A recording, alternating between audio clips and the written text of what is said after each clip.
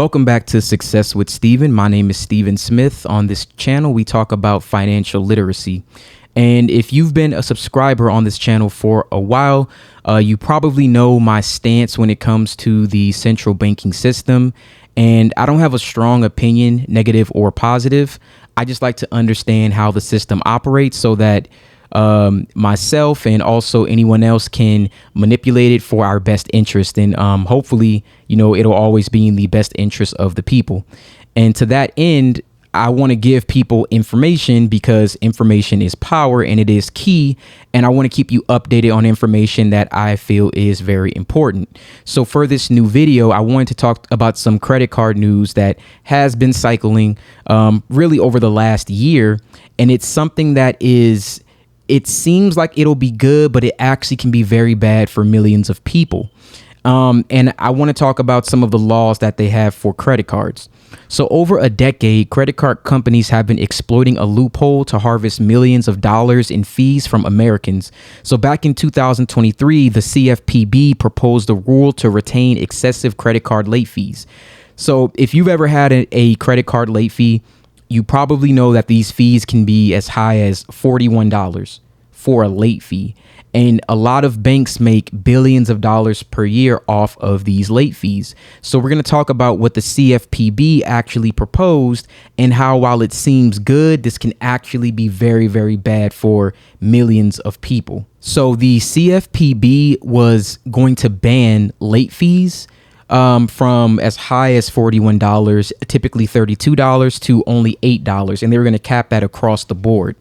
So when someone misses a payment, even if the payment is only a few hours after the deadline, the cardholder will be hit with exuberant fees, not just in late fees, but potentially in interest, depending on how long it took you to make that payment. And these excessive late fees are not needed to deter any late payments. I want to make that a point, nor can they be justified by the banks in order to do this. So all of this was going on. It was actually something that was proposed back in 2009, but in 2023, they actually raised higher concerns to reduce these fees. And while it all sounds good, we're going to get into exactly why this can actually be a bad thing for the average American. So the rule was finalized March 5th, 2024. If you did not see that, I'm going to put the articles in the description. The rule has not taken effect. It was actually supposed to take effect May 14th, so almost a month ago. So the U.S. District Court of Northern Texas granted a preliminary injunction stopping the implementation of the rule. So on May 14th, they made sure that it would not go into effect. They contested it. And they did that on the grounds that the Fifth Circuit Court of Appeals has previously found the CFPB's funding structure to be unconstitutional. So with that being said, it's been completely stopped as of right now. That's currently what's going on. So where we stand, it's a win for credit card issuers currently, at least temporarily. But this pause is less than beneficial, and we really need to actually talk about exactly what the real issue is and what's going to happen after this does go into effect and we are able to reduce these fees down to $8. And again, I'm sure you're probably thinking like, Steven, this sounds great, right? We're not going to have these fees, but here's the problem. Lowering the allowable amount that credit card issuers can impose on late fees will provide significant savings for U.S. households. So we're going to save billions of dollars from what they're saying in the article. The CFPB's proposal would raise the cost for more credit card issuers. And that's the big problem that we're going to have. So let me explain. If you pay your bills on time, as far as credit card statements go, you probably are redeeming rewards, cashback points, and stuff like that. And this will have no impact on you whatsoever. So anyone who was paying their credit cards on time, this did not affect them at all in any way, form, or fashion. They never had to worry about this. And even if you were someone who may have been impacted by this, if you were, learning a lot more about finances, trying to figure out how to better pay the bills on time, then it would not affect you either in the future. So I've said this many times on this channel, but the credit card industry is very predatory when it comes to subprime lenders. They will charge someone the most outrageous interest rates and fees that really cannot be justified. And the only way to combat that is by building good financial habits. That's the only way that you can really beat it.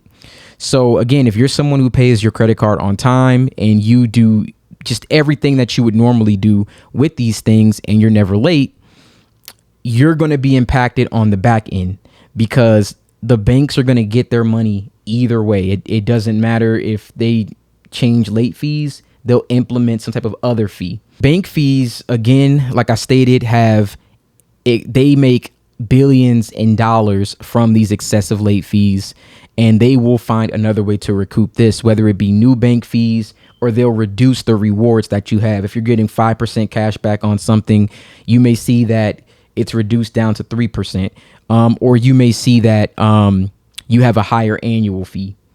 It's going to be something of that nature. So while it does seem like the CFPB is trying to help, really it's going to be still the consumer who has to end up paying this. So even if they do that, at least with the late fees, if you change your financial habits, you could beat the late fees. Now, if they start implementing where they're going to raise just, lower reward reductions, raise rates, then the opposite effect is going to happen. And then it'll just affect more people. So then it may not actually be a good thing, even though it seems like it's a good thing. And to be honest, it wouldn't surprise me if this was intentionally being done, maybe even just looking like they're trying to have a back and forth. But really, maybe this is what they actually do want, for us to have to pay more like excessive bank fees as opposed to the late fee, because maybe people were getting better, who's to say. But we may get higher checking account monthly fees. Just they're going to find a way to compensate. And I've seen this before. I've worked at a few different banks. Trust me, they're going to find a way to manipulate this into getting more money out of you than they currently are getting now. And you have to understand that this, I'm not going to say this is anyone's fault in particular. I think that all of this it's pre-planned, it's intentional. Everyone's led to have bad financial habits. I do believe that only you can fall for the traps, but I do believe that that is always the intention. So this is going to affect not only just credit card holders, but it's even bigger than that. The central banking system has a lot of money to be allocated to shareholders. A lot of shareholders make money from these actual fees, which can then have an effect on the markets, okay, which can then have an effect on people's jobs, which can then have an effect on the economy as a whole. So something that seems very, very small as just a fee can have a very, very large trickle effect all the way down. I mean, it can have a huge effect. And this is just simply economics and capitalism. That's just how it's going to work. This system was in place before I was here. It was in place before you were here. It would take a lot for us to overhaul this entire thing. And the best thing that I think that we could do is adapt to the changes in real time, which the adaptation would be just, again, being aware that this is going on, being prepared for the changes that are going to come, and then learning how to manipulate those changes once they are here and how we can use them to benefit us as a whole. So let's talk about the good, the bad, and the ugly. If this saves American families billions of dollars, I'm all for it. I love that idea of saving billions of dollars for the American families. In turn, more than likely, it will still cost other American families millions in higher fees. It's not that it's not the people, it's the systems that are in place, and we need to combat that. And the only way to really combat that is to reform the system. But we have to do that with information and having a solid infrastructure for people to be fiscally responsible, which is why I like to make these videos.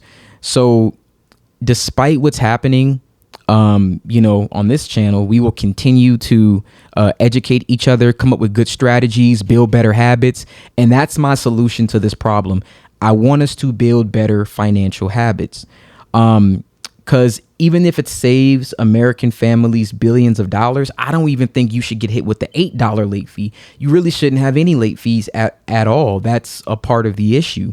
So again, yes, they will more than likely allocate this, maybe saving billions for American families, in turn costing millions for American families.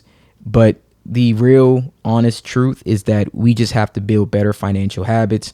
I will keep you up to date on this topic as things continue to unfold. I did put links in the description from the CFPB with articles that they wrote. It was from 2023, with the latest ones being in 2024, with the ruling that we got that was supposed to be implemented on May 14th of 2024 that has not been implemented yet. But I will keep you up to date once this changes again, because I do believe that we should all be on top of this, and we should all be aware that this is going on, and it's going on right under our noses. So when things change, you have a higher annual fee, like on your Amex Gold or things of that nature, we can retrace it back and see exactly where it came from. And then we kind of understand why it's very, very important for us to all have good financial literacy, have good habits when it comes to finances, and just making sure that we don't fall victim to having to pay these exuberant fees. Okay. So, thank you guys. I appreciate you watching this video. I don't really like doom and gloom videos like that, or fear mongering, or, anything of that nature, but it is good to be informed. It is good when this stuff comes out to address it head on. And if you didn't know it, it's good to be made aware that this is something that is going on right now. So again, links are in the description. If you'd like to read exactly what went on, it's a very short read. I think that it's worth checking out. I do like to share this type of information because it does impact everyone, and it is good to know. So there are some other credit resources in the description below, which you can check out. Credit builders, other links, credit monitoring. Please take a look at those.